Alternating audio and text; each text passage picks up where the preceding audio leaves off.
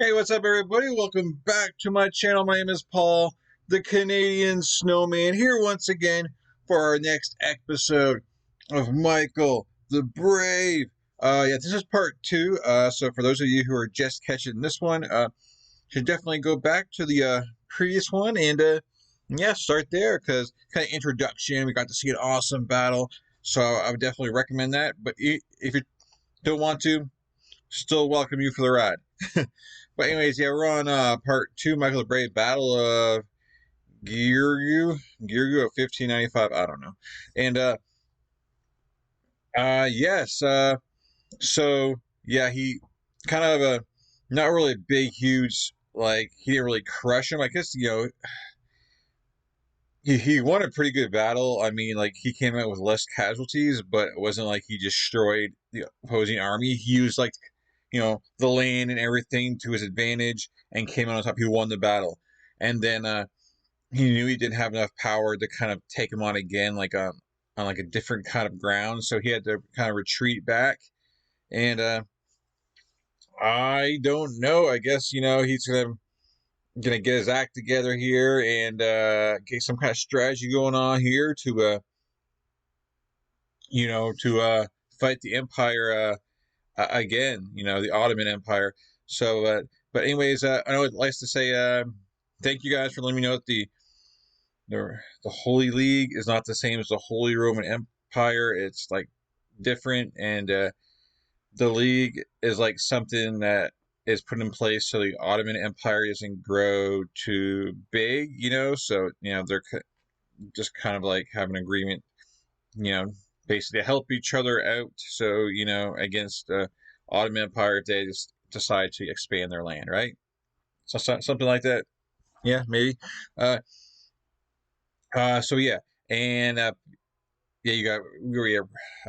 seen a lot of you wanting me to do Vlad the Impaler, even maybe do that one first. Like I said, until last episode, I had no idea that Vlad the Impaler had anything to do with Michael the Brave. So there's that.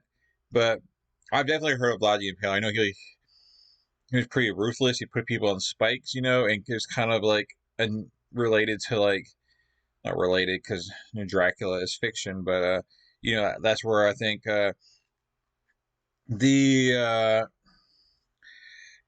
was kind of brought. I can't think of the word, but Vlad the Impaler kind of did make Dracula. I don't know. You know what I'm saying, guys, right? I just can't think of the words, or the thing is, don't make fun of me. But anyways, so we're on to Michael the Brave. And Michael is just different languages, I guess. I forget what they called him in this, but it's just how different way of pronouncing it for, I guess, different languages or whatnot. But anyways, we're gonna jump into this. Please hit that like and subscribe if you haven't yet, please, and thank you. And we're gonna jump into this. Michael the Brave.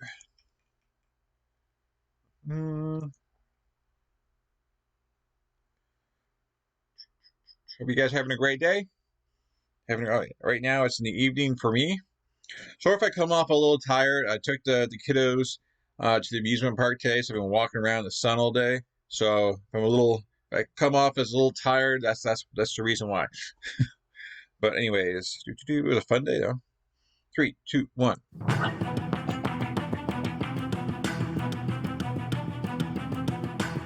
Despite his stunning victory at Kalugareni, the outnumbered Mihai retreats north, unable to stop Sinan Pasha's advance. The two capitals fall just 3 days after the battle. Lahia, which had produced so much resistance under Mihai the Brave, looks destined to become an Ottoman province. Today's video is sponsored by NordVPN. Oh, that was fast. Never mind. During centuries of Ottoman domination, Vlahia continued its existence as a political entity through careful management of relations with Constantinople. Vlahian nobility usually avoided an overly aggressive stance towards the Ottoman Empire. In most cases, the voivodes accepted the suzerainty of the Sultan and sought good relations by paying tribute and bribing important officials.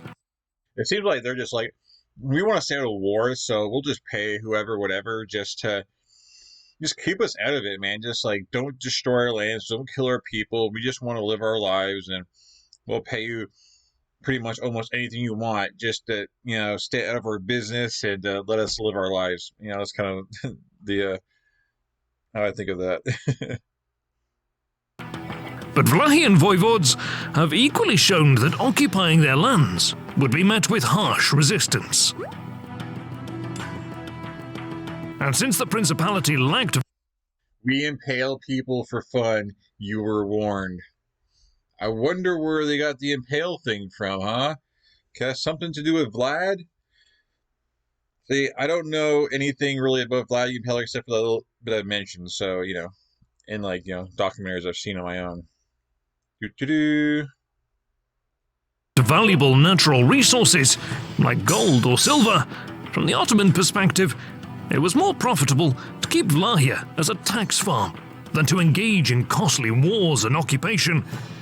And, if not overtaxed, as was the case in the years before Mihai's revolt, Vlachia was generally peaceful.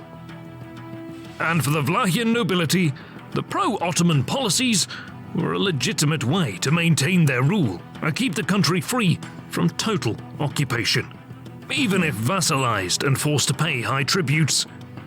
But over the centuries, some Vlachian voivodes broke these norms and aggressively sought independence for their people. Mihai was one of them. Mihai. The Vlachian revolt he led caused a significant disruption to Ottoman lines of communication along the Danube for their main theatre of war against the Holy League in Hungary.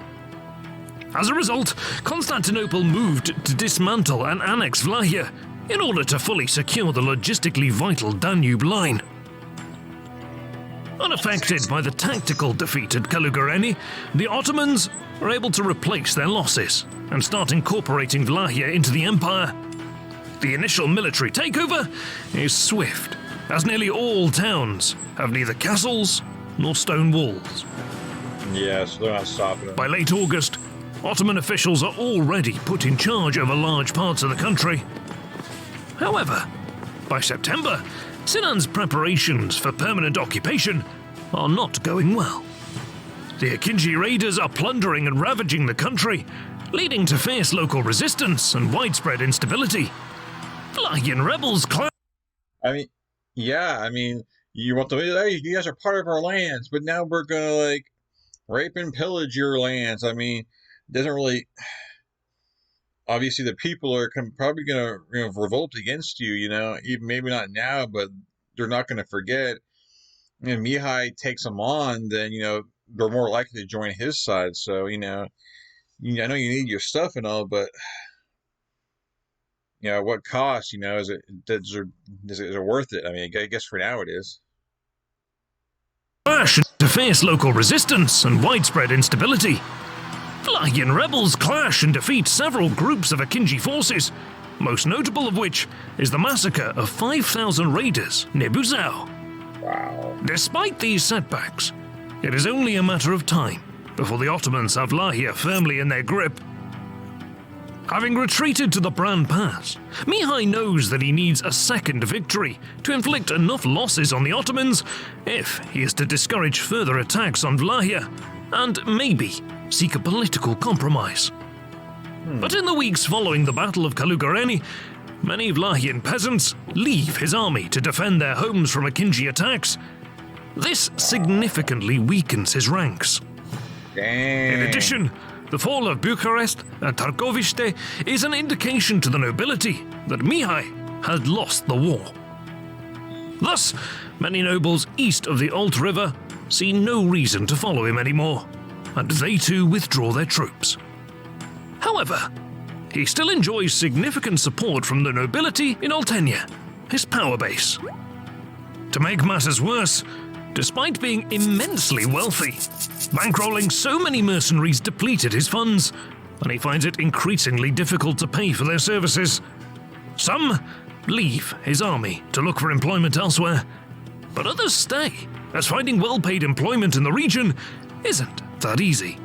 Because the market is flooded with cheap manpower after the destruction of the countryside and the abandonment of many towns, as well as the ending of the harvest season, left many looking for work. As a result of all these factors, Mihai's army is down to 8,000 men, and the Transylvanian reinforcements can't come soon enough. However, while Vlahia is being pillaged, Sigismund decides to get married before marching south. By forcing Mihai to wait until his wedding is over, Sigismund, perhaps, wants to show who's in charge. But by October, the Transylvanian voivode finally arrives with his army. Help also comes from Moldavia. Stephen Razafan, a highly competent military leader and voivode who is very popular among his men, arrives with his contingent. The three voivodes waste no time. Their combined army numbers around 32,000 men and 100 cannons. It is agreed that Mihai devise a plan for a swift advance, aiming to attack Sinan's position before he can fully organize his army.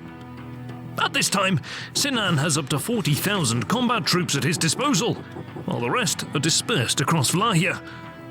Armies of the three voivodes advance on Târgoviște. With 40 cannons, the Ottoman garrison offers stiff resistance. Over the next 2 days, much of the town is engulfed in flames during an intense artillery battle. The Ottoman garrison finally retreats, fearing that their storage of gunpowder could explode. But most are eventually killed in the burning city or taken prisoner. All 40 cannons, as well as many supplies and weapons, are taken by the advancing army. Ottoman soldiers that managed to escape report back to Bucharest. Upon learning of the approaching army, Sinan decides to retreat south across the Danube and regroup. Not wanting to leave anything for the advancing enemy, the Ottomans sack and burn Bucharest and blow up the wooden fortifications. He reasons that it would be risky to go against an army of that size, which includes a very strong contingent of heavy cavalry, professional infantry, armed with arquebuses and pistols, and nearly 150 artillery pieces. The retreating column is hastily... So Mihai, man, he chasing him down, man. But he's got some help, you know. He's got his allies together with him, and I guess their armies compared to Sinan are pretty evenly matched. But Sinan, now he's playing the, if I'm going to fight you, I want it to be under my terms, and according to obviously to the name, it's called Battle of Giurgiu, and obviously he's retreating, and Giurgiu's in his path right here. Obviously, that's where he's going to stop, and I guess it's a pretty good strategic point, but I'm sure they're going to explain that in a second as we continue. 150 artillery pieces. The retreating column is hastily organized. Sinan places himself in the front, along with his advisors, high-ranking officers, and the most valuable troops. The center of the column is rather mixed, while the Akinjis, who are usually fast and agile-moving, form the rear due to being weighed down by plunder and slowed by thousands of slaves that they captured over the past several weeks of raiding. Thousands of slaves? In order to catch the fleeing Ottomans, the three Romanian voivodes pass by Bucharest, sending only a small Moldavian contingent to enter the city and continue marching on the road to Calugăreni and Giurgiu.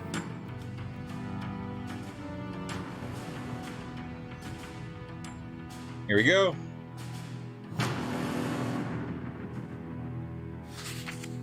The two armies finally sight each other.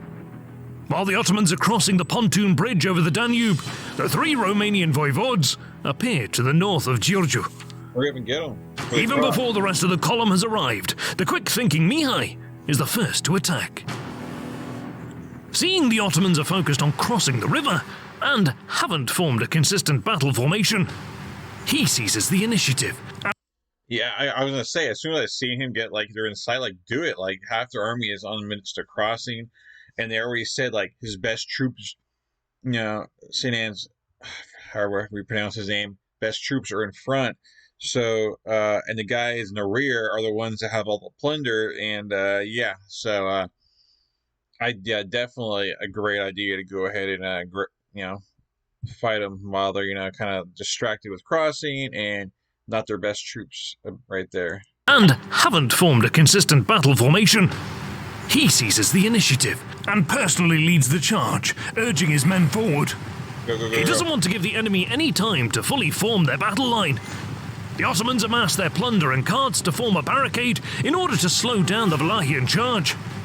Mihai's contingent goes around and over the obstacles and clashes with the Ottoman centre and right flank. Sinan's troops on the bridge have no room to manoeuvre their way back into the battle and can only keep moving forwards across the river. Meanwhile, Transylvanian arquebus infantrymen form up in front of the Ottoman left and begin firing at will. Many are immediately cut down in a hail of bullets. Damn. In the centre, the Ottoman barricades locked Mihai in a bitter fight against the Akinji cavalry. Nevertheless, the Wallachians slowly push towards the river. Further back, Transylvanian and Wallachian cannons are brought into position, and they open fire on the retreating army. As Sinan and his most valuable troops cross to the other side, the bridge behind them catches fire. Engulfed in flames, many soldiers jump into the river. Wow. Minutes later, the damaged bridge collapses, taking with it the unfortunate soldiers, horses, and pack animals. Most of them drown in the Danube's strong. Wow, so like half of them were cut off. Like half his army is basically cut off here. So Mihai is not going to be able to get him, but he also cuts them off. These guys have nowhere to retreat. Like they have to jump in the water or just fight for their lives. There's like that's your two choices right now. I mean, I guess there's a fortress right here. I mean, I guess they can retreat over there. I wonder if they decide to do that. But damn, man, they blew that bridge up. Soldiers, horses, and pack animals. Most of them drown in the Danube's strong currents. Across the river, the Akinjis and many others are now cut off, unwilling to let go of the plunder and slaves they had captured, which are slowing them down. In the chaos, some of the horsemen are still trying to retreat across the river, unaware that the bridge had collapsed. By now, they are heavily outnumbered and quickly start suffering massive casualties. After hours of fighting, the Ottomans lost about 3,000 men, while another several thousand were wounded. 6,000 slaves are freed, 150 camels, as well as much of the supplies, weapons, and artillery, are left behind. Mihai got his victory. The Battle of Giurgiu marked the end of the Ottoman ambition to transform Wallachia into an Ottoman province. Moreover, the battle impacted the fate of the Akinjis as a military institution. The famous horsemen, who had the mission to plunder and weaken enemy territories, were already in decline by the late 16th century. But after the Battle of Giurgiu, their operations became minimal, as the style of warfare across Europe began to change. But it's important to note that just as the Akinjis raided Christian lands during peacetime, so too did Christian forces raid Ottoman lands. These raids did not break peace agreements and were practiced by both sides almost every year. This is why the populace that lived in affected areas hated these raiders. And on the battlefield at Giurgiu, most of the Wallachian, Moldovan, and Transylvanian troops were born and raised in areas that were ravaged by the Akinjis. Needless to say, they hated them and therefore massacred them all, renouncing any ransom. Damn. Finally, after hours of fighting, the bridge was cleared, and some of the Ottoman troops retreated to the castle of Giurgiu, which was attacked on October 19th, with 12 cannons of the Toscan artillerymen that were brought closer to the shore. Ottoman ships tried to intervene to stop the bombardment, but were prevented by the Wallachian and Transylvanian artillery. 2 ships were eventually sunk. Damn. The Ottoman garrison in the castle made a brave last stand, staving off several assaults while under heavy bombardment. But after hours of fighting, their numbers dwindled, and the castle eventually fell 1 day later. Wow.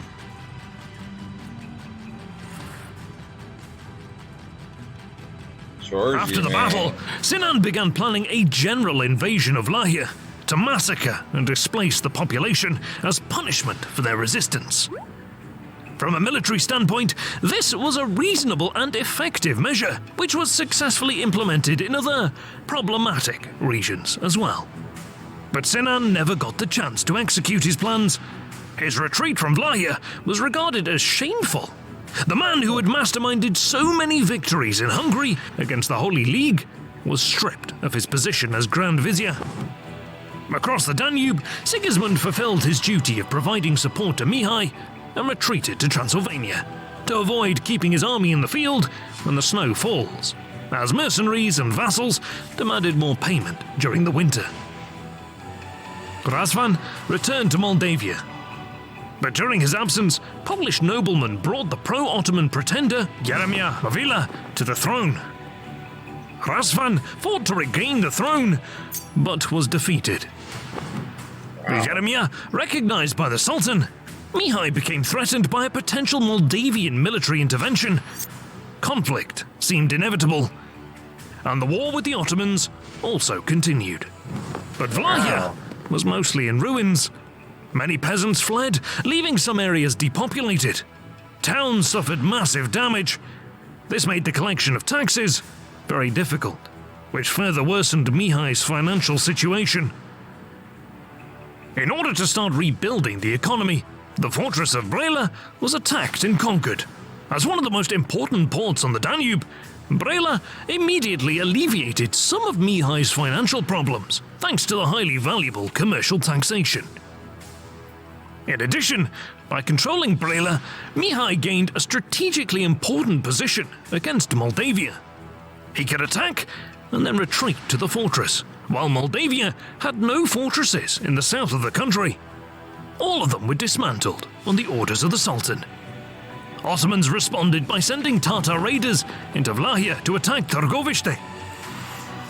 Although they had the element of surprise, the Tatars only had a narrow corridor to go through, and their movement was easy to predict. Mihai intercepted and destroyed their army. Meanwhile, another operation was launched in the west to take the fortress of Vidin, while Mihai marched south to conquer the fortress of Nicopolis. Okay. During spring, Mihai had to dismiss many of his mercenaries, as he couldn't pay them due to a lack of taxes and insufficient plunder, and he began relying on Serbian and Bulgarian haiduks to bolster his ranks. Operations across all of northern Bulgaria continued throughout the summer of 1596, causing massive economic damage. Another Tatar army was ordered to pass through Vlahia and join the Ottoman army in Hungary. The Tatars sacked Buzău, Gherghita and Bucharest, but were defeated and chased over the Danube into Dobruja. Meanwhile, Mehmed III dealt a massive defeat to a combined Austrian and Transylvanian army in the Battle of Mezőkeresztes. Two more Transylvanian attacks were repelled on the fortress of Lipova and Timișoara, which were key for controlling the Banat region. Shaken by these defeats, Austria and Transylvania looked to negotiate a truce. Wimps. The break in hostilities opened up a possibility for a major Ottoman invasion of Vlahia, and Mihai scrambled to get more troops to prepare for a possible attack. To raise funds for new troops, Mihai introduced dreadfully harsh measures. He essentially enslaved his own population by forbidding all classes of serfs from leaving the estates on which they worked. This gave the boyars immense power over the serfs that worked their land, and they imposed taxes higher than ever on the peasants in order to make the high payments to the voivode. These measures may have been a pragmatic way to defend Vlahia, but they squeezed the life out of the country's poorest people. Damn. And although Mihai's reputation was high because of his spectacular victories against the Ottomans, these measures diminished his popularity among his people. And in addition to heavily taxing his people, the voivode sent a delegation to Rudolf II, asking him to pay for 4,000 mercenaries from imperial coffers to help fight the Ottomans. The emperor agreed, seeing this as an opportunity to take away some of the pressure from Austria and shift the fighting into Vlahia and northern Bulgaria. Makes Another sense. hope was that Mihai would be able to push back the Ottomans and motivate Bulgarians, Serbians and Albanians to revolt. Mihai now had a standing army of around 13,000 fighting men, and he resumed his attacks all along the Danube. The devastation of the countryside, roads and infrastructure was so severe that the bigger towns and cities in northern Bulgaria became completely isolated and cut off from the rest of the empire. Furthermore, he transported some 16,000 Christian Bulgarian peasants into Vlahia, whom he provided with land, aiming to increase his tax base. Okay. But in his rear, Voivod Jeremiah and his nobles were planning to overthrow and replace him with a pretender by the name of Simon, Jeremiah's younger brother. To make matters worse, Sigismund abdicated the Transylvanian throne due to many internal and external problems. Mihai made another proposition to Rudolf II, the unification of Transylvania and Vlahia under Mihai's rule, in order to continue the war against the Ottomans with the help of Transylvania's resources. Oh, really? Rudolf refused and began planning to seize Transylvania for himself. Surrounded on all sides, Mihai was forced to seek peace with the Ottomans. He took advantage of his successes on the battlefield and the mass destruction he caused in Bulgaria to gain favourable terms. He kept the fortresses on the Danube and was recognized by the Sultan as the ruler of Vlahia. Okay. The Vlahian voivod was now free to deal with his Christian enemies in order to secure his country. Speaking of security, in today's times, our online activity can be... Okay, is that it? So I can actually see what's going on here. Wow. So Mihai obviously won that battle. He kicked butt with his allies. Now he's got kind of has to worry about Mordovia getting from behind, but not really anymore because they kind of changed leaders there, and with him having a fort up here, he's pretty much kind of got where he's safe from it, and if he needs more money, he can easily loot and return, as they were saying. He was trying to get more more land and power by getting Transylvania, but his allies, who he's borrowing troops from up here in Austria, they're like, no. And I don't blame him, because the Austrian leader is probably thinking, if I give you Transylvania, then you might gain too much power and turn on us. It might be part of what he's thinking, and plus he wants more power too. He wants Transylvania, so it definitely makes sense there. But I guess the Ottomans they're pushing, against the the Royal Holy League, whatever how you pronounce it, and or whatever it is, and yeah, they pushed them back, and the Ottoman Empire is they got power now, and so they're going to Transylvania, and Mordovia is kind of still, I'm not sure. It seems like they're kind of in a confused state right now. So the Ottoman Empire, they're looking pretty good right now, but it looks like they got a truce there right now with Mihai, because Mihai is looking pretty good right now, but his people aren't exactly happy with him right now. He's just taxing the crap out of them. Oh man, that land, man, the poor people in that land are just, they got war around them. People are taking their money. Man, it's kind of definitely some Game of Thrones stuff on this one too. All these different leaders. Everyone's kind of trying to position themselves, and obviously, just like any other country, trying to make everything better for themselves and everything. But I'm kind of very curious to see what happens next, because they didn't really set up for another battle. But I'm assuming Mihai gonna go from Mordovia up here to kind of stop that. Right? Is that what they said there at the end there, or he's gonna try and prevent the Ottoman? I don't know. Let's see here. What's next? Where's part 3? Battle Silimbar. Okay. Now I'm looking on the map here, trying to figure out where that is. I don't see it. But anyways, guys, definitely very interesting. A lot of pieces being moved, and yes, the allies are kind of still together, but except for Mordovia is kind of reluctant now, and Mihai's got to worry about him. Transylvania is in a very tough spot. They're about to be kind of taken over by Austria here, even though Mihai wants to do it. But yeah, I guess Mihai's gonna take advantage of the troops that Austria gave him for an attack here. I'm sure before they have to leave, and before he runs out of money or whatever. But anyways, yeah, definitely a lot going on. I know it kind of sounds like I don't really know what's going on, but I kind of got the idea. Well, ideas in my head, so my words doesn't exactly work out all the time. So I'm sorry.